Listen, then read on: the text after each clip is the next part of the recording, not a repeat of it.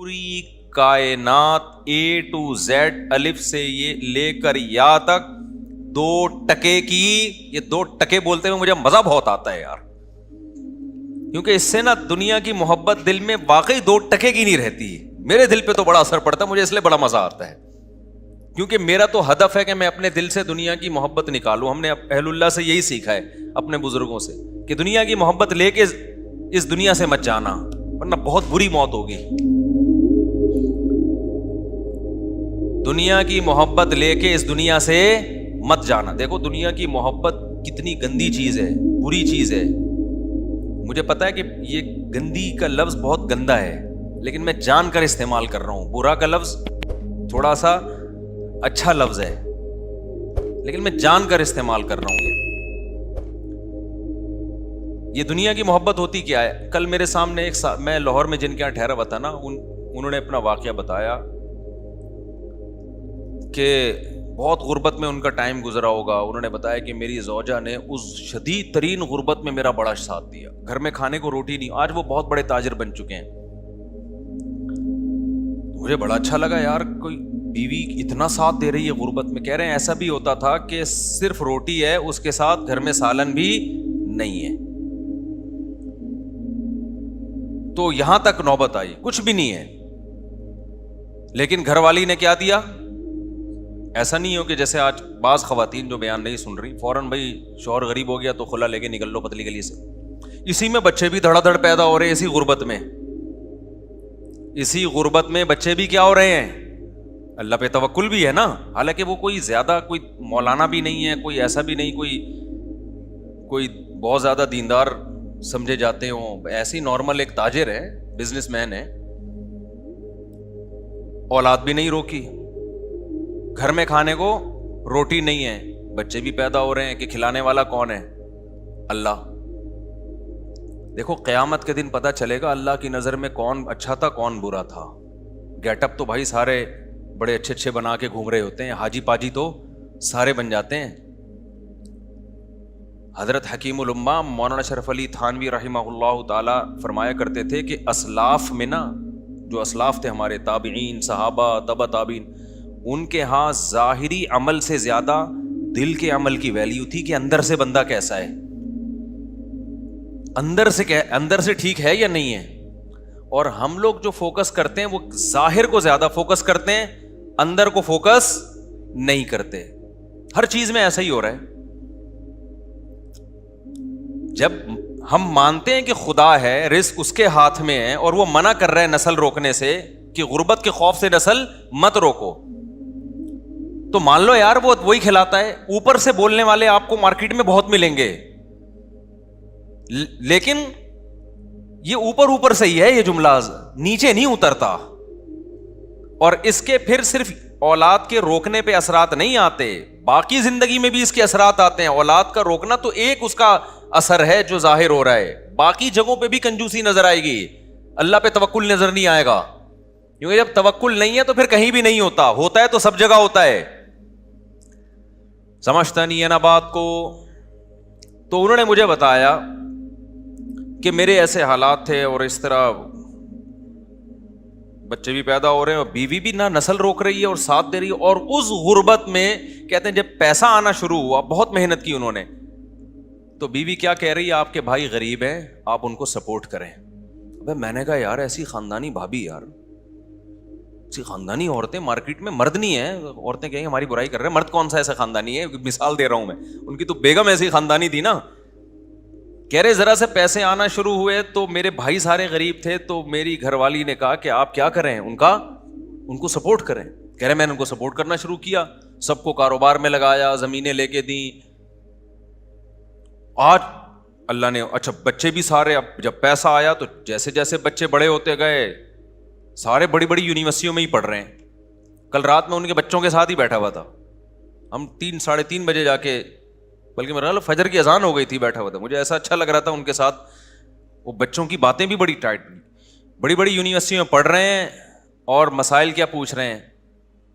سارے دین کے مسائل، کہ اپنے دین کی ہم یونیورسٹی میں حفاظت کیسے کریں، لڑکیوں سے میل جول سے کیسے بچیں ہم. تو میں نے کہا یار ایجوکیشن میں بھی آگے ہیں، اخلاقیات میں بھی تربیت بھی ہو گئی, پیٹ بھی بھر گیا, اور قد بھی ایسے لمبے لمبے تڑنگے تھے نا, ایسے لمبے. تو میں اصل میں تو بچوں کے لیے نہیں بتا رہا تھا, اصل میں تو یہ کہ میں نے کہا یار اب دیکھو یہ خاتون ہے, شوہر سے کیسی وفا کر رہی ہے, گزارا کیا غربت میں, اس کے بعد جب پیسہ آنا شروع ہوا تو اس نے کہا بھائی جو میرے مقدر کا ہے وہ تو اللہ مجھے کھلا رہا ہے. کہ بیگم کا بیان کیا تھا, انہوں نے خود بتایا کہ جو میرے مقدر کا ہے اللہ مجھے, بھائی جب پیسہ آتا ہے تو گھر میں لائف اسٹائل تو اچھا ہو ہی جاتا ہے, تو ہمارا تو ہو ہی گیا نا بھائی, ہمیں تو اچھا مل رہا ہے, ایئر کنڈیشن بھی گھر میں لگ گیا, گھر بھی اچھا مل گیا. اب سپورٹ کس کو کریں؟ بھائیوں کو سپورٹ کریں آپ. تو یہ کیا ہے, دل کیا ہے, دل میں حب دنیا بولو نا نہیں ہے, دل میں دنیا کی محبت نہیں ہے. دل میں دنیا کی محبت ہوتی نا, پہلے تو ان سے اولاد ہی پیدا نہیں ہونی تھی, کیونکہ یہ ہوس ہوتی ہے نا کہ سارا بچانا ہے ہم نے, مخلوق پہ خرچی کرنا. اور پھر جب یہ انسان اپنی اولاد نہیں پیدا کرتا کہ کھلانا پڑے گا, تو وہ شوہر کو مشورہ دے کہ دوسروں کی اولادوں پہ کھلاؤ. پھر انہوں نے بتایا کہ بہنوں کے ساتھ بھی تعاون اور وغیرہ وغیرہ, خاندان کے ساتھ بھی. اور مرد کا دل جب بیوی اس طرح کی باتیں کرے نا اتنا بڑا ہو جاتا ہے, وہ کہتا ہے یار میں پوری جائیدادیں اس کے نام کر کے جاؤں گا میں. مرد کا دل اتنا اللہ نے بڑا رکھا ہے, اگر آدمی کا بچہ ہو پاجامہ نہ ہو, پاجامے تو پھر مارکیٹ میں بہت گھوم رہے ہیں نا, انسان کا بچہ ہو نا تو وہ اتنا بڑا دل ہو جاتا ہے جب بیوی اس طرح کی باتیں کر رہی ہوتی ہے. تو آج کل تو ایک دوسرے کی دولت پہ نظر, شوہر بیوی کے مال پہ نظر رکھتا ہے, اس کو پوچھتا رہتا ہے تمہارے ابا کی وراثت گئی کہاں. اور بھائی یہ اس کا ہیڈیک ہے یار, اگر اس کو ملی بھی ہے تو تجھے کیا دلچسپی ہے کہ اس کے پاس بینک میں کتنے پیسے ہیں, اس کو ابا کی وراثت سے کیا ملا, تیرا لینا دینا نہیں ہے. تیری جو ذمہ داری ہے وہ تو نے پوری کرنی ہے نا. بھائی بیگم کروڑ پتی ہو یا ارب پتی ہو یا غریب ہو, آپ کے ذمے جو نان نفقہ ہے, شریعت کہتی ہے اس نان نفقے کی کوالٹی اور کوانٹٹی پہ اس سے کوئی فرق نہیں پڑے گا. یہ اللہ نے عورت کو حق دیا ہے کہ اس کا ساری ذمہ داری کس پر ہے, شوہر پر ہے, چاہے وہ پیسہ ٹھیک ٹھاک ہو اس کے پاس.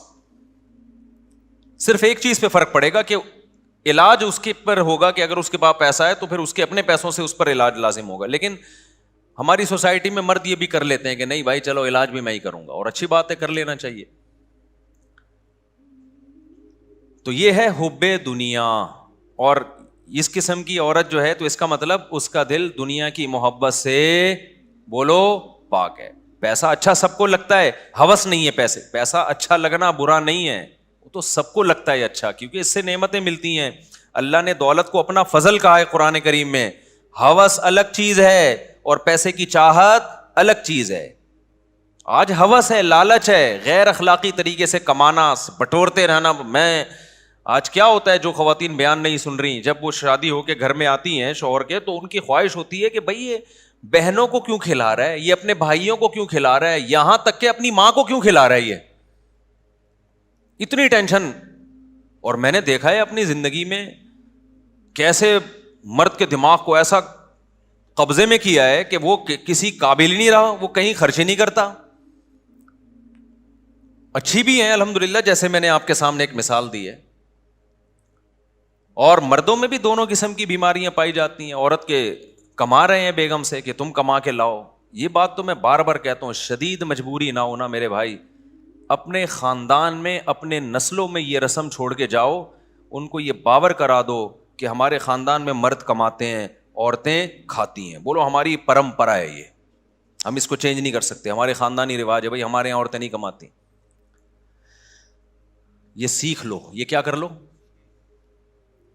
میں کبھی نہیں دعویٰ کرتا کہ میں جو باتیں کرتا ہوں میرا بھی 100% عمل ہے اس پہ. میں تو اللہ سے دعا کرتا ہوں اللہ جو باتیں کر رہا ہوں مجھے اس پر عمل کی توفیق دے. میں تو بار بار کہتا ہوں بھائی میں آپ لوگوں کو کوئی نصیحت کرتا ہوں اس نیت سے کہ مجھے بھی اللہ عمل کی توفیق دے, لیکن کچھ باتیں بتانی پڑتی ہیں تاکہ آپ کو یہ نہ لگے کہ یار یہ پھینک رہا ہے لمبی لمبی نا. جب اس پر آزمائش آئے گی نا تو پھر دیکھیں گے ہم, اللہ بچائے ہمیں آزمائشوں سے. میں نے بتایا مجبوری کے حکام تو الگ ہیں. اب قحط پڑا ہوا ہے تو پھر تو بیگم جاب کر رہی ہے, مرد کی جاب نہیں, وہ تو ایک مجبوری ہے نا. بھیک مانگنے سے تو بہتر ہے کہ کوئی تو کما لے. تو میرے تو آمدن بھی بہت کم تھی اور میرے 3 گھر تھے, عرصے سے تو میرے 3 ہی چلے آ رہے ہیں نا. تو آپ کا کیا خیال ہے, مجھے ضرورت نہیں پڑی ہوگی اتنے بچوں کو پالنے کے لیے کہ بیگم کو میں اجازت دے دوں بھائی, اور جاب بھی کہاں, مدرسے میں پڑھانے کی, اسکول میں پڑھانے کی. میں نے کہا نہ, مدرسے میں پڑھانا ہے تو بھائی فری پوکٹ میں. کیوں بھائی, ہماری خاندان میں یہ اب تک چلا آ رہا ہے اور آئندہ ہم اپنی نسل میں چلائیں گے. بھائی ہمارے خاندان میں کمانا کس کا کام ہے؟ مرد کا. عورت کا کام کیا ہے؟ کھانا. اس پہ ہمیں کیا ہے بھائی؟ فخر. نہیں آئی بات میرا خیال ہے سمجھ میں؟ تو یہ رسم چھوڑ کے جاؤ بھائی. ہم لوگ کیا نہیں عورتیں کماتی, ہم لوگ کیا مرد کماتے ہیں. خدا کی قسم ایسا اچھا خاندانی نظام چلے گا نا تمہارا, اتنا ٹائٹ نظام چلے گا. بچے تمیز سے پلیں گے, بچوں کو بچے پیدا بھی تمیز سے ہوں گے, ان کو ماؤں کی محبتیں بھی پوری ملیں گی, اور تمہیں بیویوں کی محبت بھی پوری ملے گی. ایک دفعہ اگر عورت کے ہاتھ کی کمائی مرد کے منہ کو لگ جائے نا, وہ بہت اپاہج بن جاتا ہے. اس کو ایسے مزے لگ جاتے ہیں نا فری پھوکٹ کے کھانے کے. کیونکہ جن قوموں میں یہ رواج آیا ہے نا, دیکھو کچھ برائیاں ایسی ہوتی ہیں ان میں بریکیں نہیں ہوتی, وہ ہمیشہ بڑھتی ہیں. مثال کے طور پر ابھی جاپان کے بارے میں رپورٹ آئی کہ نسل ختم ہوتے ہوتے جاپان کا دیوالیہ ہونے والا ہے. ابھی رپورٹ ہی ہے جاپان میں, پتہ ہے آپ کو, ان کے بچے پیدا ہونا ختم ہو گئے نا, تو اب بڈھے بڈھے بڈھے وہ اتنے تنگ آئے ہوئے ہیں جاپانی. سویڈن کا صدر تو ایک دفعہ تقریر میں رو پڑا تھا کہ ہمارے یہاں بڈھے بڈھے ہو رہے ہیں. وہ تو کورونا نے کچھ فضل کیا, بہت سارے بوڑھوں کو شارٹ کر دیا, ورنہ تو وہ پاگل ہو گئے تھے کہ بھائی کوئی کما تو رہا نہیں ہے, سارے کھا ہی رہے ہیں بیٹھ کے. تو وہ باہر سے لوگوں کو بلاتے ہیں, لیکن ان کی اپنی قومیں ختم ہو رہی ہیں. ایسا کیوں ہوا؟ جب انہوں نے فیملی پلاننگ کو شروع کیا تو ان کے ذہن میں یہ نہیں تھا کہ یہ یہاں جا کے بند ہوگا. ان کا خیال تھا ابھی ہم 2, پھر ہم کہیں گے اب 3 کر دو, پھر دوبارہ 2 پہ آ جاؤ. یہی تھا نا, ابھی تو ہماری آبادی بہت ہے تو ہم ایسا کرتے ہیں 2 پہ لے آتے ہیں, بلکہ 1 پہ لے آتے ہیں تاکہ آبادی ذرا سے بھی نہ بڑھے. پھر تھوڑے دنوں میں ہم 2 پہ لے آئیں گے, پھر ہم 3 پہ لے آئیں گے. جب کم ہونے لگے گی تو ایک تمیز سے چلیں گے. یہ کیا مسلمانوں کی طرح کہ برساتی مینڈکوں کی طرح بچے پیدا ہو رہے ہیں ان کے, وہ ہمیں یہ کہتے تھے خرگوش کی طرح بچے ہو رہے ہیں, کوئی پلاننگ نہیں ہے اور کوئی اس کے لیے, وہ غربت سے مرے جا رہے ہیں, پیٹرول مہنگا ہو رہا ہے, اور پھر بے فارم میں ایک نیا بچہ آ گیا. جی بے فارم کے فارم نہیں ہے ان لوگوں کے پاس, اتنا غریب ملک, کاغذ باہر سے ادھار لے رہا ہے یہ, اور بچے ہی ڈالے جا رہے ہیں اس میں. ایک جاہل قوم, وہ ہمارے بارے میں یہ کہتے ہیں. ہم نے دیکھو کیسے مینج کیا سسٹم کو, اور کیسے زبردست. تو کچھ گڑبڑیں ایسی ہوتی ہیں کہ وہ شروع آپ کرتے ہیں, کنٹرول میں آپ کے نہیں ہوتی. تو یہ ہوا ہے ان لوگوں سے. اب ناروے ایک بچہ پیدا کرنے پر 24 لاکھ روپے دے رہے پاکستانی. یہ 24 لاکھ پچھلے سال کی رپورٹ ہے جب کرنسی کی, اب تو وہ شاید 30-35 لاکھ بن چکے ہوں. آپ ناروے کی نیشنلٹی لو اور کوئی کام نہ کرو وہاں جا کے, صرف یہی کرو, ملتے رہیں گے آپ کو. وہ کہہ رہے ہیں ہماری قوم بڑھے, نیشنلٹی نہیں ہے پھر نہیں دیں گے. وہ کہیں گے جب ہماری قوم کا بندہ بن گیا تو پھر ہوگا. تو یہ کیوں ہو رہا ہے وہاں پہ نسلیں؟ اور 50-60 سال کے بعد آپ دیکھو گے جاپان میں پشتو چل رہی ہوگی انشاءاللہ. آپ دیکھو گے پشتو ہوگی, کیونکہ ہمارے جو پشتون تاجر ہیں پشاور سے اور افغانستان بہت جا رہے ہیں وہاں پہ. چپلی کباب دبا کے کھلا ہوا ہوگا, میڈ ان جاپان چپلی کباب ہے یہ. حقیقت بتا رہا ہوں آپ کو, آپ مذاق نہ سمجھو. لیکن آپ کو اس لیے ابھی یقین نہیں آ رہا کہ 50 سال بعد ہم زندہ ہی نہیں ہوں گے. اگلی نسلیں اگر یہ ہمارا بیان سنیں گی تو وہ کہیں گی تو جاپان تو ہے ہی پٹھانوں کا ملک, تو مفتی صاحب یہ باتیں کیسی کر کے گئے ہیں. تو 50 سال کے بعد 60-70 سال کے بعد ماحول چینج ہو چکا ہوگا نا, تو کہیں گے اس میں ہنسنے کی کیا بات ہے یار, یہ اتنا مفتی صاحب اس بات کو بیان کر کے اچھا بھائی یہ جاپان تو ہے ہی, جاپان خان اس نے بنایا تھا یہ. کیونکہ جب چینج, بہت سے کنٹری ایسے ہیں جن میں جو اصل قومیں تھیں وہ ختم ہو چکی ہیں. یونان جو ہے نا, یونان, اس کے بارے میں آپ ہسٹری اٹھا کے دیکھیں, انہوں نے بہت صدیوں پہلے فیملی پلاننگ پہ عمل کیا تو ان کی نسل گھٹتے گھٹتے اصل قوم ہی ختم ہو گئی ہے. دوسری قوم ہے جس کو یونانی کہا جاتا ہے, اپنے ہی ہاتھوں مر گئے, ختم. وجہ کیا ہے کہ جب آپ گروتھ ریشو کو کم کرتے ہیں نا تو آپ کو لوگوں کا یہ ذہن بنانا پڑتا ہے کہ بچے جب کم ہوں گے تو آپ کی جیب پہ بوجھ کم آئے گا, ان کی تربیت آسان ہوگی. یہ بوجھ ہیں بچے. ایک دفعہ آپ کے ذہن میں, آپ کو ان کے دماغ میں یہ ڈالنا پڑتا ہے کہ یہ نعمت نہیں ہے, یہ کیا ہے, یہ بوجھ ہے. یہ سافٹ ویئر انسٹال کیے بغیر کوئی نسل روکتا نہیں ہے. قرآن نے کیا کہا, یَهَبُ لِمَن یَشَاءُ إِنَاثًا, جس کو چاہتا ہوں بیٹیاں گفٹ کرتا ہوں. اور جس کو چاہتا ہوں بیٹے گفٹ کرتا ہوں. ہبا گفٹ کو, انعام تحفے کو کہتے ہیں. او یزوجہم ذکرانا و اناسا, جس کو چاہتا ہوں دونوں گفٹ کرتا ہوں, بیٹے بھی دیتا ہوں بیٹیاں بھی. اور جمع کا صیغہ لائے اللہ تعالیٰ, ایک بیٹے کا تو یا ایک بیٹی کا تو ذکر ہی نہیں کیا. اور عربی میں جمع کم از کم 3 افراد, یعنی کم از کم 6 سے تو نصاب شروع ہو رہا ہے. اب قرآن نے جو سافٹ ویئر ڈالے صحابہ اور تابعین کے ذہن میں جو انسٹال کیے وہ یہ کہ اولاد گفٹ ہے. اب بتاؤ, گفٹ کو خرچ کرنے میں, لینے میں پلاننگ ہوتی ہے یا خرچ کرنے میں پلاننگ ہوتی ہے؟ مثال کے طور پر ایک بندہ آیا میرے پاس, ایک لفافے میں 50,000 روپے دیے, مفتی صاحب یہ گفٹ ہے. مفتی صاحب نے گھننے بن کے یوں کر کے ڈال لیے جیب میں. ادھر سے آیا 50,000 گفٹ یوں کر کے ڈال لیے. ادھر سے آیا 1,00,000 گفٹ. ہوتا نہیں ہے ایسے, خوش تو ہونے دو نا. ادھر سے آیا. اچھا, نعت خوانوں کو بڑے پیسے ملتے ہیں. کل میں جلسے میں گیا نا, بڑی پیاری نعت پڑھی بندے نے, بڑا مزہ آیا. لیکن جب کوئی اچھا شعر پڑھتا لوگ آتے, یہ لو بھائی, چپکے سے مٹھی میں پیسے رکھ کے. ہمارا 2 گھنٹے بیان ہوا, ہم نے بڑی اچھی اچھی باتیں کی, لوگ ایک دم جوش میں آتے ہیں, لیکن کوئی ہل بھی نہیں رہا. ہم نے کہا چلو یار, نعت خوانوں کے مزے بہت ہیں. اچھا, ادھر سے 50,000 آ رہے ہیں. اب کوئی کہے مفتی صاحب اتنے پیسے لے رہے ہو, بغیر پلاننگ کے پیسے ہی آتے چلے جا رہے ہیں, یہ تو ٹھیک نہیں ہے. میں کہوں گا آئیں جتنے بھی, اس کے لیے پلاننگ کی ضرورت نہیں ہے. پلاننگ کی ضرورت ہوگی خرچ کرنے میں. یہ پلاننگ کا موقع نہیں ہے, کیونکہ گفٹ تو جتنے آ جائیں اچھا ہے بھائی, جتنے آ جائیں. لاکر بڑا بنوا لوں گا میں, ایک اور اکاؤنٹ کھلوا لوں گا میں, جیبیں بڑی کروا لوں گا میں. گفٹ کبھی کوئی نہیں روکتا. پلاننگ گفٹ لینے میں نہیں کی جاتی, گفٹ کو خرچ کرنے میں کی جاتی ہے. کہ ایسے ہی اڑاؤ نہیں, اب اتنے آ گئے ہیں تو اب شادی تو ہو نہیں سکتی, اب کیا کریں ہم اس سے. پہلے تو پلاننگ آسان تھی میرے لیے. اب بھائی ایسا کرتے ہیں کہ بچوں کو ہم ذرا اور اچھے اسکول میں ڈال دیتے ہیں, ذرا اور تگڑی فیسیں ہو جائیں گی ان کی, اور یہ کر دیتے ہیں, یہ کر دیتے ہیں. ہاں, بغیر پلاننگ کے اڑانا شروع کر دو گے تو یہ نعمت کی ناقدری. تو اللہ میاں نے قرآن میں جو ہمیں سافٹ ویئر انسٹال کیے نا, مسلمان سوسائٹی کو جو قرآن پڑھتے ہیں, ان کو یہ بتایا کہ اولاد یہ بوجھ نہیں ہے, بلکہ یہ کیا ہے, گاڈ گفٹڈ ہے, یہ خدا کی طرف سے گفٹ ہے. اب جب گفٹ ہے تو گفٹ آنے میں پلاننگ نہیں ہوتی, جب آ گئے تو پھر پلاننگ کرنی ہے تاکہ ضائع نہ ہو. کہ اس کو ڈاکٹر بنانا ہے, اس کو عالم بنانا ہے, اس کو مفتی بنانا ہے, اس کو کیا بنانا ہے, انسان کا بچہ بنانا ہے, کیسے بنانا ہے, کون سے اسکول میں بھیجیں, کس بزرگ کے پاس بھیجیں, کس کے بیان سنائیں, چرسیوں میں بیٹھ رہے ہیں تو اس سے کیسے بچائیں ہم اس کو, صبح و شام ایسا نہ ہو PUBG کھیلتے کھیلتے زندگی گزر جائے. تو پلاننگ, اس اولاد کا کیا استعمال ہے, اس میں پلاننگ ہوگی. ہمارے یہاں فیملی پلاننگ والوں نے الٹے کام شروع کر دیے, اولاد پیدا کرنے میں پلاننگ شروع کر دی کہ پلاننگ سے پیدا ہوں گے, پہلے ایک ہوگا 25 سال کے بعد دوسرا, بعض دفعہ ہوتا ہی نہیں 25 سال کے بعد دوسرا, یہ آپ کے اختیار میں ہے ہی نہیں. اب اس الٹی پلاننگ کا جو نقصان ہو رہا ہے نا, بڑا نقصان, میں بار بار کہتا ہوں, لڑکے اور لڑکیوں کی گروتھ ریشو کی ایسی کی تیسی ہو گئی. اب جس کو سب کو 2 بچے چاہیے, تو جس کو بیٹا مل گیا وہ تو نسل روکے گا, جس کو نہیں ملا وہ 5-5 6-6 بیٹیاں ہو جاتی ہیں بیٹے کی لالچ میں, وہ 6 بیٹیوں کے بعد جا کے نسل روکے گا. بیٹے 1 یا 2 اور بیٹیاں 6-6. تو یہ تو سارا فطری نظام کی ایسی کی تیسی ہو گئی کہ نہیں ہو گئی. آپ کہہ سکتے ہو کہ چائنا اور جاپان اور انڈیا, ان دونوں کنٹریز میں فیملی پلاننگ پر عمل ہوتا ہے, تو ان میں تو گروتھ ریشو ایسا نہیں ہے کہ لڑکیاں بہت زیادہ لڑکے کم, بلکہ وہاں تو لڑکیاں ہی شارٹ ہیں. تو بھائی وہ ایک اور ظلم کر رہے ہیں جس کا خدا آخرت میں انتقام لے گا. وہ یہ کہ لڑکیوں کو ماں کے پیٹ میں مار دیا جاتا ہے پیدا ہونے سے پہلے, ورنہ اگر وہ پیدا ہونے دینا تو وہاں لڑکیاں ہی لڑکیاں ہوں.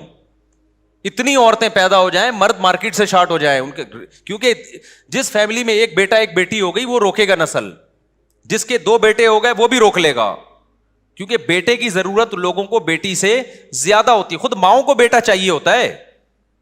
آپ دیکھ لیں ہماری سوسائٹی میں 5 بیٹیاں 6 بیٹیاں 7 بیٹیاں, کس چکر میں یار, اس چکر میں کہ شاید اگلی دفعہ بیٹا ہو جائے, وہ نہیں ہوا تو اب تو سارا سیٹ اپ, جب آپ فطرت کے کام میں ٹانگ اڑاتے ہو تو الٹا پلٹا ہوتا ہے. تو میں یہ کر رہا تھا کہ اسلام نے جو سافٹ ویئر ہمیں ہمارے دیے, جو قرآن پڑھتے ہیں, قرآن پر ایمان رکھتے ہیں, وہ یہ کہ یہ نعمت ہے. لہذا جب آپ کے دماغ میں یہ آ گیا نا, یہ سافٹ ویئر انسٹال ہو گیا کہ نعمت ہے, تو پھر آدمی کیا چاہے گا, میری اولاد زیادہ ہو. یہ کافروں کو بھی یہی پتا تھا کہ اولاد زیادہ ہونا نعمت ہے. یہی وجہ ہے کہ قرآن کافروں کو کہتا تھا کہ تم اگر اطاعت کرو گے تمہیں اللہ کثرت سے اولاد دے گا. युमदिदकुम बिअमवालिन व बनीन, यहूदियों को अल्लाह कहते हैं हमने कहा कि जब तुम इताअत करोगे कसरत से अल्लाह तुम्हें औलाद देगा। और कुरान कहता है शुएब अलैहिस्सलाम ने अपनी कौम से कहा कि अल्लाह की नेमत को याद करो, वकस्सरकुम, अल्लाह ने तुम्हारी आबादी बहुत बढ़ा दी है, ये अल्लाह की नेमत है, इस पे शुक्र अदा करो। फैमिली प्लानिंग वाले होते उस जमाने में, वो कहते ये बढ़ा दिए जी, तो टेंशन है हमें, तुम इसको कह रहे हो अल्लाह का शुक्र है, हमारी तो बढ़ी हुई आबादी क्या है, टेंशन। पैगंबर कह रहे हैं बढ़ी हुई आबादी तुम्हारे लिए अल्लाह की नेमत है, शुक्र अदा करो। तो अब जब सॉफ्टवेयर इंस्टॉल कर दिए कि ये बोझ है, तो फिर याद रखो कुछ दिनों तक ऐसा लगता है कि 2 होने चाहिए, इस पे आप कौम को लाएंगे, लेकिन अगला स्टेप पे कौम खुद आएगी, आप नहीं लाएंगे। वही कि जब बोझ है तो फिर 2 के बजाय कितने होने चाहिए, 1। गोरा इस पे सेट हो गया आके, फिर 1 भी है तो बोझ ही ना, वो है क्या, वो भी कहते हैं बोझ है, कहते हैं होना चाहिए, लेकिन वो 50 साल या जब हम बुढ़े होने लगेंगे उस वक्त शादी करेंगे, फिर 1 होना चाहिए।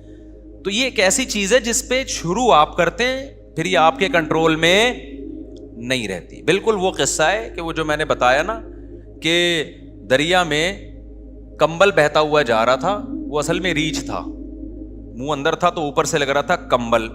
तो एक आदमी लालची था, उसने कहा मैं जाऊंगा इस कंबल को निकाल के लाऊंगा। लोगों ने कहा तूफानी दरिया है, कंबल छोड़ दे, हम तुझे बाजार से दिला देंगे। उसने कहा नहीं नहीं, इतनी कीमती चीज मैं छोड़ नहीं सकता। लालची था, दरिया में डुबकी लगाई और कंबल को जाके पकड़ा तो वो रीछ था, रीछ ने उसको पकड़ लिया। अब वो उसको भागे लेके जा रहा है। दूर से लोगों को समझ में नहीं आ रहा है ये कंबल के साथ बहता क्यों जा रहा है। तो लोगों ने चीख मार के कहा नालायक डूब जाएगा, कंबल को छोड़ दे। तो ये कहता है मैं तो कंबल को छोड़ रहा हूं, कंबल मुझे नहीं छोड़ रहा। तो कुछ बुराइयां ऐसी हैं सोसाइटी में, आप शुरू आप करते हो कि एक प्लानिंग के तहत होंगी, लेकिन फिर आप उसको छोड़ना चाहते हो, कौम फिर उसको नहीं छोड़ती। यूरोप में पहले ज्यादा बच्चों पे फख्र किया जाता था, उनके हुक्मरानों ने और जो उनके वही के नूर से जो आरी लोग थे, मजहब से दुश्मन लोग थे, उन्होंने ये बावर कराया कि कम बच्चे होने चाहिए। नतीजा क्या निकला कि उन्होंने कहा ठीक है जी कम होने चाहिए। अब वो कह रहे हैं ज्यादा होने चाहिए, लेकिन वो कंबल को वो छोड़ना चाह रही है उनकी कौमें, लेकिन कंबल अब उनको छोड़ने के लिए तैयार नहीं है। वो जो सॉफ्टवेयर ऐसे इंस्टॉल हो गए हैं, वो सॉफ्टवेयर किसी से रिमूव ही नहीं हो रहे। अब वो समझ में आ रही है बात कि नहीं आ रही, वो अब रिमूव ही नहीं हो रहे, डिलीट का बटन ही उड़ गया है वहां से। तो आप ये जो एक इतनी भयानक चीज है, ये फिर आपके कंट्रोल में नहीं रहती। इसलिए जो नेचर पे चल रहे हो ना, तो ये एक बुराई तो ये है कि जब ये आप दिमाग में डाल दोगे तो फिर क्या होगा। फिर दूसरा, जब आप ये किसी के दिमाग में डाल देते हो ना कि पैसा खर्च करने से कम होता है, ये सॉफ्टवेयर जब किसी की खोपड़ी में आ जाए तो वो अपनी नस्ल भी रोकेगा। क्योंकि फैमिली प्लानिंग के पीछे जज्बा क्या है कि आपकी अपनी औलाद जब ज्यादा होगी तो आपकी गुर्बत में इजाफे का जरिया, यानी आपको उसको खिलाना पड़ेगा तो आपकी आमदन डिवाइड होगी। ऐसा ही है ना, ये सॉफ्टवेयर आज की लिबरल दुनिया ने इंस्टॉल कर दिए लोगों की खोपड़ियों में। अब जब ये सॉफ्टवेयर इंस्टॉल हो गए, अब इसका नुकसान क्या हुआ। सॉफ्टवेयर जो इंस्टॉल हुए हैं उनकी नीयत तो ये थी कि सिर्फ इस जज्बे से नस्ल को रोको, लेकिन सॉफ्टवेयर ये कह रहा है कि इस जज्बे से जब नस्ल रोकी जा सकती है और उसके पीछे फलसफा ये है कि खर्च करने से डिवाइड होगा, तो डिवाइड तो और बहुत सारे कामों से हो रहा है। शादी करने से भी डिवाइड होता है। अगर कोई नौजवान 18 साल में शादी करता है तो जितना कमा रहा है वो डिवाइड होके कहां जाएगा, आधा बीवी के पास जाएगा। तो उन्होंने निकाह करना भी क्या कर दिया गोरों ने, हालांकि उनकी कौम, उनकी रियासतें ये नहीं चाहती थी कि ये जल्द शादी करना छोड़ दें। फैमिली सिस्टम को तो वो भी चाहते हैं प्रोमोट करना, लेकिन जब सिर्फ एक चीज को गलत हुई है ना, उस गलत के नतीजे में बहुत सारी चीजें गलत होना शुरू हो गई। तो उन्होंने शादी करना भी छोड़ दी। यार जब मेरा पैसा है तो फिर मेरा पैसा है, मैं क्यों बीवी को खिलाऊं भाई।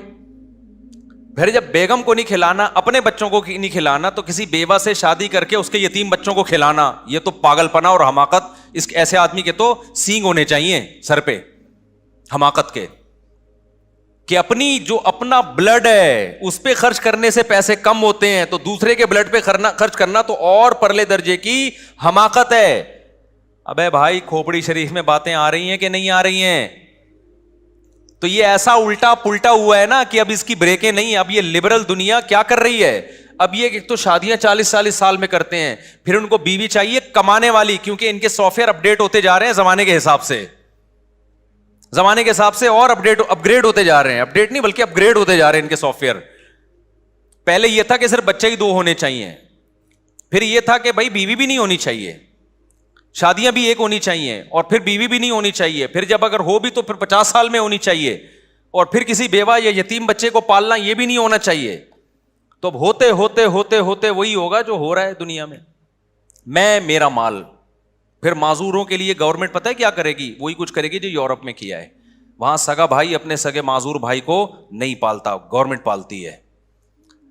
آج آپ کا بھائی معذور ہے, کون پالے گا؟ گورنمنٹ پالے گی, آپ پالو گے. یہ آپ کی خوبی ہے. یہ یورپ اور امریکہ میں ان لوگوں کی خوبی نہیں ہے, وہاں گورنمنٹ پالتی ہے. لوگ گورنمنٹ کی بڑی تعریفیں کرتے ہیں, اور صحیح کرنی چاہیے کہ قانون مضبوط ہے, معذوروں کو حکومت پالتی ہے. لیکن آپ کو پتہ ہے نا کہ ضرورت ایجاد کا نام ہے, تو یہ ضرورت تھی اس سوسائٹی میں جس کی وجہ سے یہ قانون ایجاد ہوا ہے. کیونکہ وہاں گورا پالنے کے لیے, وہ اپنے بوڑھے باپ کو پالنے کے لیے تیار نہیں ہے. تو جب پہلے اولاد روکی نا, پھر ابا بھی روکو. ابا کو تو روک سکتے نہیں کیونکہ ابا پہلے پیدا ہوتے ہیں, بچہ بعد میں پیدا ہوتا ہے. تو ابا کو روکنے کا یہ ہے کہ ابا پہ خرچ نہ کرو, میرا پیسہ ہے تو میں نا. تو گورنمنٹ نے کہا یار یہ تو روڈوں پہ بےچارے بوڑھے پڑے ہوئے ہوں گے یہاں پہ, تو انہوں نے بڑا اچھا نظام بنایا, اولڈ ہاؤس بنایا کہ بھئی یہ بوڑھوں کو, ہم جا کے بڑی تعریفیں کرتے ہیں, دیکھو گورنمنٹ یہاں بوڑھوں کو کتنا اچھا کھلاتی, کتنی کیئرنگ حکومت ہے. ایک ہماری حکومت ہے, مار دیا بڈھوں کو. حکومتوں نے یقیناً مارا ہے, پبلک نہیں مارتی. پبلک غریب ٹماٹر بیچے گا, اپنے بوڑھے باپ کو گلے سے لگا کے رکھے گا گھر میں. یہ جذبہ گورے میں بولو نا نہیں ہے. کروڑ پتی ہوگا, اب باپ کو ایک سیب نہیں کھلائے گا, اللہ ماشاء اللہ چند واقعات تو ہر جگہ ہوتے ہیں. اور یہ میں ایسی باتیں نہیں بتا رہا, ہوائی باتیں. تو اب معذوروں پہ خرچ گورنمنٹ, لیکن اللہ میاں نے دوسرے طریقے سے ان سے انتقام لیا ہے کہ ٹیکس نکالو ان سے, ٹھیک ہے نا, ٹھیک ٹھاک طریقے سے. کیا ہمیں زکوٰۃ 2.5% دیتے ہوئے موت آتی, اللہ نے ٹیکس کا نظام ہم پر مسلط کر دیا کہ ان سے زبردستی چھینو, جس پہ ان کو ثواب بھی 2 ٹکے کا نہیں ملے گا, ثواب بھی نہیں ملے گا. جو زکوٰۃ پہ ثواب ملتا ہے, فری پھوکٹ میں معذور بھائی پہ خرچ کرنے کا ثواب ملتا ہے, فری پھوکٹ میں ماں باپ کو کھلانے کا ثواب ملتا ہے, ٹیکس پہ وہ ثواب, میں نہیں کہتا کہ گناہ ملتا ہے ٹیکس دینے پہ, ثواب بھی ہو سکتا ہے ملتا ہو, وہ والا نہیں ملتا جو اپنی مرضی سے. تو آپ اس کے باپ کو بھی دینا ہے, یہ آپ کے باپ کو بھی دینا ہے. اور ان ملکوں میں کم از کم ٹیکس لے کے خرچ انسانوں پر ہو جاتا ہے, ہمارے ہاں تو وہ بھی نہیں ہو رہا. کھوپڑی شریف میں بات آ رہی ہے کہ نہیں آ رہی ہے؟ کھوپڑی ہے الحمدللہ, تو بات بھی آ رہی ہوگی. اچھا خیر. تو اب دیکھو انہوں نے وہ والے سافٹ ویئر انسٹال کر دیے نا ان میں, یہ یہاں سے شروع ہونا, اولاد پہ خرچ, تو پھر بیوی پہ بھی خرچ نہیں, پھر ابا پہ بھی خرچ نہیں, پھر معذوروں پہ بھی خرچ نہیں. اسلام نے اس کے بالکل اپوزٹ سافٹ ویئر انسٹال کیے. اسلام نے کیا سافٹ ویئر انسٹال کیے؟ کہا کہ تمہارے لیے پیغمبر کی زندگی میں بہترین نمونہ ہے. اللہ کرے یہ کھوپڑی میں باتیں بیٹھ جائیں, خدا یہ دل کو درست کرنے کی باتیں, اور اللہ کی قسم یہ باتیں دل میں بیٹھ گئی نا, سب سے پہلا انعام پتہ ہے کیا ملے گا؟ ٹینشن فری زندگی, دماغ ایسا ریلیکس ہوگا, مزے کی زندگی اللہ دے گا. جس کے دل میں دنیا اور دولت کی محبت ہونا, سب سے پہلے اللہ اسے انتقام یہ لیتا ہے, اس کا سکون چھینتا ہے اللہ. دل بڑا ہو جائے گا, خرچ کرنے کی عادت پڑے گی, لائف کو کیا کرو گے؟ انجوائے, ٹھیک ہے, انجوائے کرو گے لائف کو. یہ پہلا انعام ملتا ہے جس کے دل سے دنیا کی محبت نکلتی ہے. ایسے اٹکے ہوئے ہیں نا اینٹوں میں, دیواروں میں, اف کیا آپ کو کیا, مجھے تو بہت عجیب سا محسوس ہوتا ہے یار. تو کیا ہوا کہ جی وہ اسلام نے اس کے برعکس کیا بتایا؟ ہمارے پیغمبر صلی اللہ علیہ وسلم سے زیادہ اللہ نے کسی کو مسکین پیدا ہی نہیں کیا, تاکہ مثال وہ سامنے آئے جو بالکل اپوزٹ, تاکہ کوئی اشکال نہ کر سکے اصل میں ان کے پاس تو پیسے ہیں. 40 دن گھر میں چولہا نہیں جل رہا, اور بیویاں کتنی رکھی ہوئی ہیں؟ 9 ایٹ اے ٹائم. سمجھ میں نہیں آ رہی بات؟ یہاں شرمندہ ہو جاتے ہو آپ لوگ. خیر آگے چلو. ایک بیوہ سے نکاح کر رہے ہیں حضرت ام سلمہ سے, جن کی عمر بھی زیادہ ہے اور 2 بچے بھی ہیں. ان کو نکاح کا پیغام بھیجا, انہوں نے کہا یا رسول اللہ میری عمر زیادہ اور میرے ساتھ تو 2 بچے بھی ہیں, میں ان کو چھوڑ کے کیسے آ سکتی ہوں؟ آپ نے فرمایا کہ میری عمر تم سے بھی زیادہ ہے, کوئی بات نہیں, تمہاری عمر زیادہ ہے تو میری تم سے بھی زیادہ, اور جو 2 بچے تو چھوڑ کے آنے کی ضرورت نہیں ہے, وہ بچے بھی الی اللہ و الی الرسول, اللہ رسول کی طرف میری کسٹڈی میں پلیں گے. آج کے لبرل طبقہ اس وقت ہوتا اگر آج کے جو کیلکولیٹر لے کے بیٹھے ہوتے ہیں نا, پلاننگ کیوں بھائی پلاننگ, کیا کسی پلاننگ کے لحاظ سے یہ کچھ تک بنتا ہوا نظر آ رہا ہے کہ آپ کے پاس خود تو ہے نہیں اور آپ دوسروں کے بچوں کی کفالت کر کے ان کو کہاں سے کھلاؤ گے بھائی؟ نہیں آئی بات.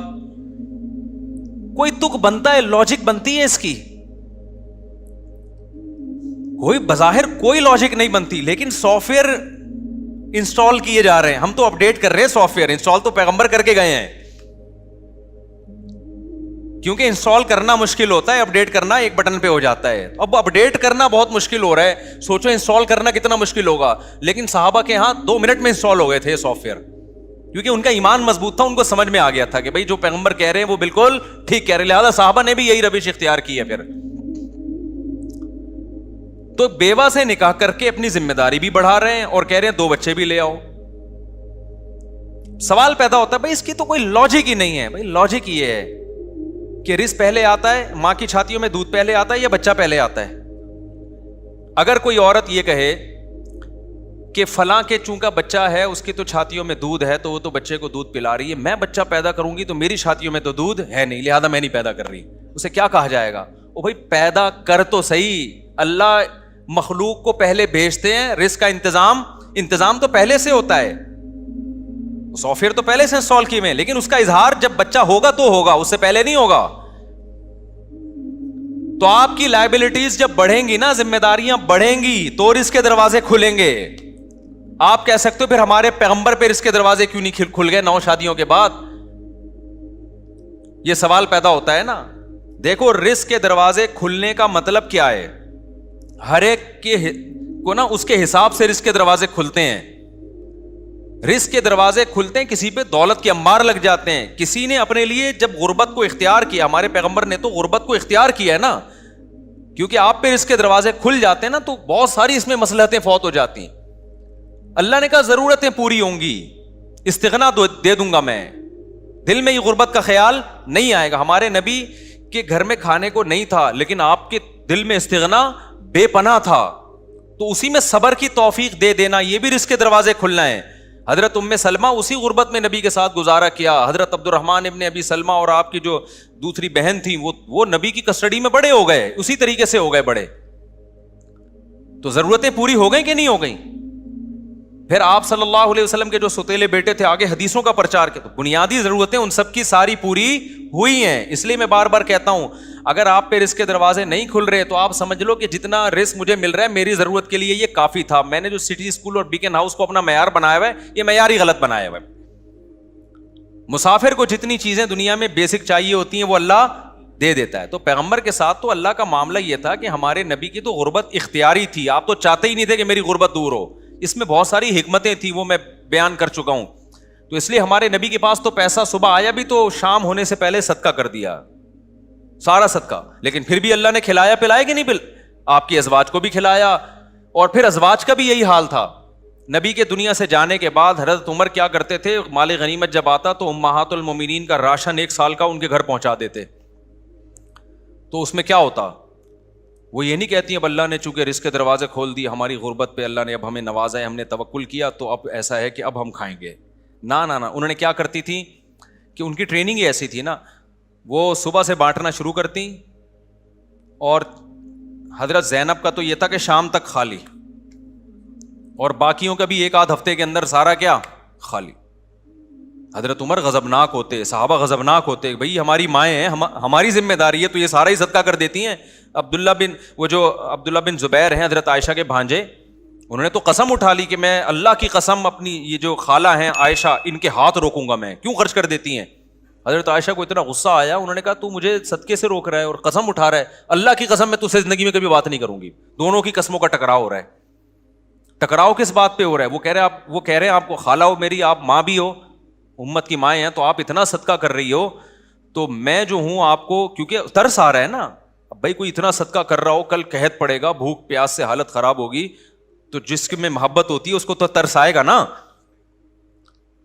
تو ان کو ترس آ رہا تھا کہ بھائی اتنا صدقہ کر رہی ہیں.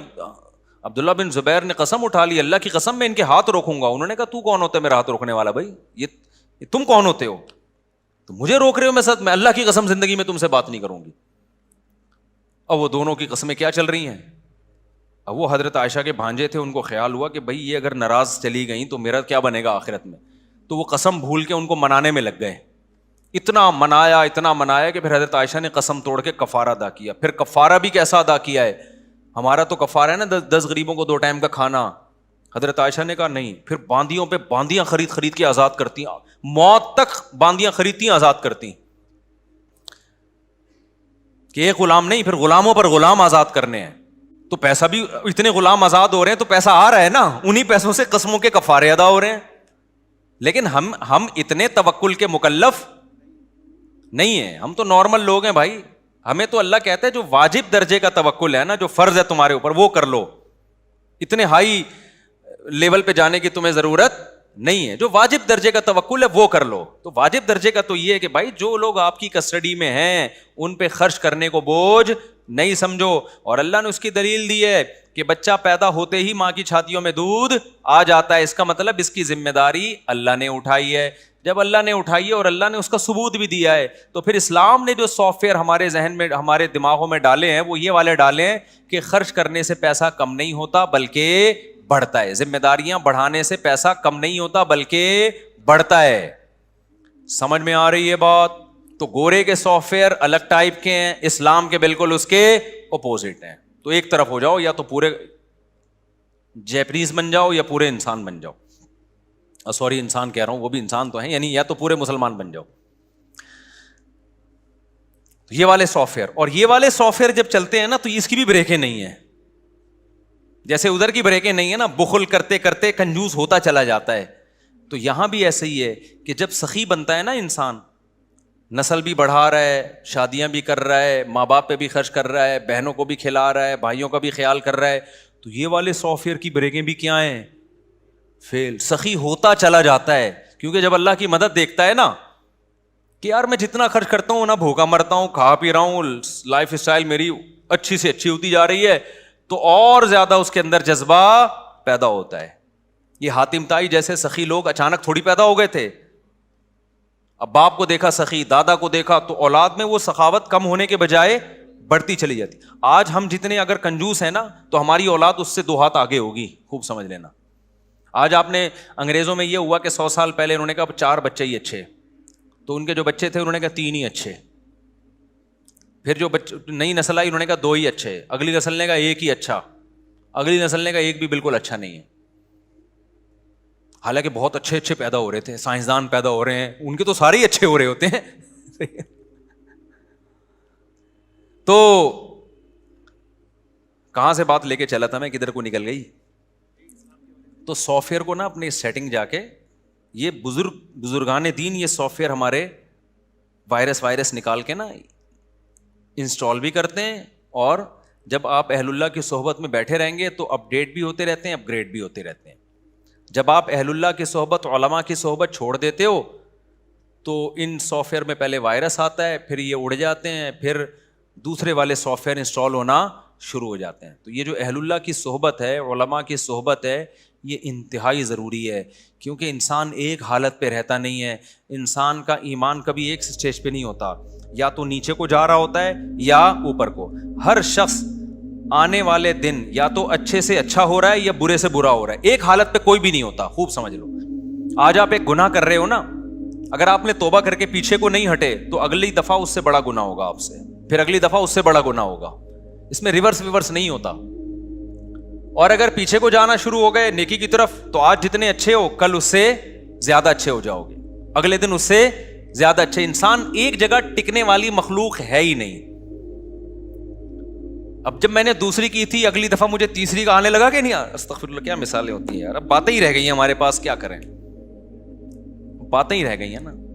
تو جب 3 ہو گئی نا, 3 تو بڑی مشکل سے ہوئی تھی نا, تو لوگوں نے مجھے کہا کہ آپ بس کر دو. میں نے کہا اب میں آٹو پہ آ گیا ہوں, اب میں آٹو پہ ہو گیا ہوں, ٹھیک ہے, اب عادت ہو گئی ہے. اب اللہ ہی روکے گا, تو اب اللہ نے روک دیا تو اب رک گیا ہوں میں, تو وہ تو اللہ نے روک دیا نا, ورنہ میں آٹو پہ آ چکا تھا, ہوتے ہی رک ہی نہیں رہا. خیر یہ تو مذاق ہے, اس کو سیریس نہ لیں آپ. اصل جو میں بیان کر رہا تھا نا سافٹ ویئر والا, وہ اصل بیان.